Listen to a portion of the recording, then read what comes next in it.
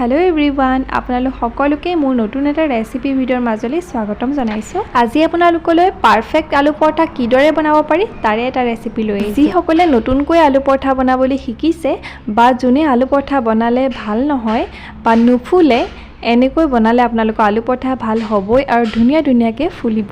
ভিডিঅ'টোত কেইটামান টিপছ দিছো, সেইকাৰণে ভিডিঅ'টো সম্পূৰ্ণকৈ চাব আৰু শেষত জনাবলৈ নাপাহৰিব কেনেকুৱা পালে। আলু পৰঠাৰ কাৰণে কেইটামান আলু প্ৰেছাৰ কুকাৰত ৩-৪টা মান হুইচেল দি বইল কৰি লৈছো।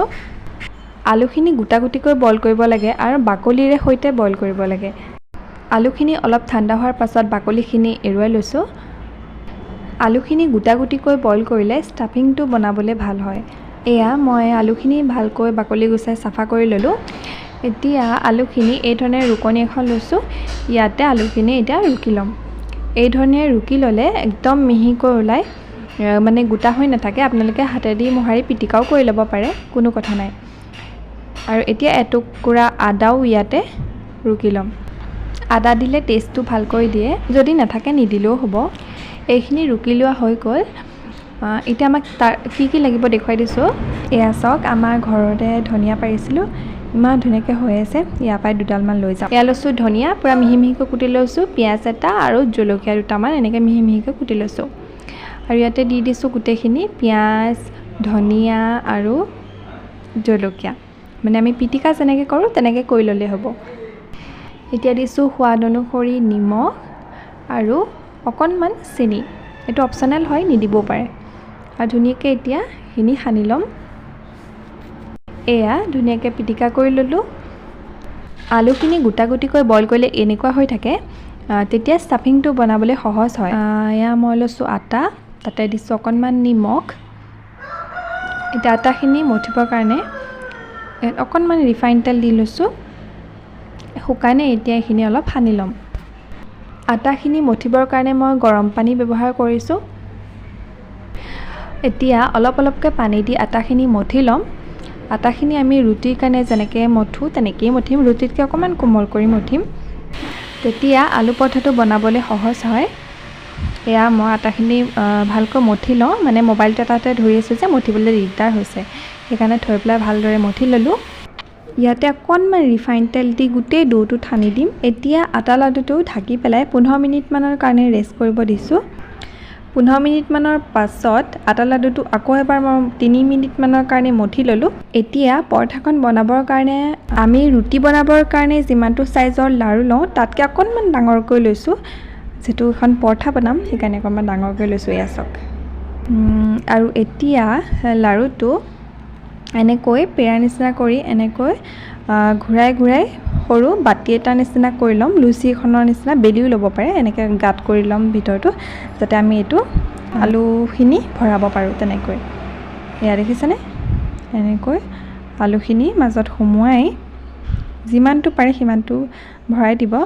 এতিয়া ভিডিঅ'টো দেখুৱাৰ ধৰণে ষ্টাফিংখিনি তললৈ হেঁচিব, ৰুটিখন ওপৰলৈ আনিব। এই ধৰণে মই আপোনালোকক ভালকৈ দেখুৱাব পৰা নাই, কেমেৰাটো যিহেতু মানে ধৰি দিয়া মানুহ নাই। এতিয়া এনেকৈ গুজিয়াটোৰ নিচিনা কৰি লৈছোঁ। এয়া দেখিছেনে? এনেকৈ চপাই আনিব। এয়া দেখিছে? এই ধৰণে গুজিয়াটোৰ নিচিনা কৰি এনেকৈ চপাই আনিব মূৰকেইটা। তাৰপিছত এনেকৈ জইন কৰি দিব। মই আকৌ এটা দেখুৱাই দিছোঁ। আপোনালোকে এনেকৈ কৰিবলৈ যদি টান পায় সৰু লুচি এখনৰ লিখাকৈ বেলি ল'লেও হ'ব। এটা আটা লাড়ু সমানে দুভাগ কৰি 2টা পুৰি লিখাকৈ বেলি ল'ব। এখন লুচিৰ ওপৰত ষ্টাফিংখিনি দি আনখন লুচি তাৰ ওপৰত দি তেনেকৈ বেলি ল'ব। যিসকলে নতুনকৈ শিকিছে এইটো পদ্ধতিৰে বনাব পাৰিব, খুবেই ইজি। এতিয়া এনেকৈ ভিডিঅ'ত দেখুৱাৰ ধৰণে টেপি দিছোঁ, তেতিয়া ষ্টাফিংখিনি স্প্ৰেড হৈ যায়। আৰু এতিয়া পৰঠাখন ভালকৈ সাৱধানে বেলি ল'ম।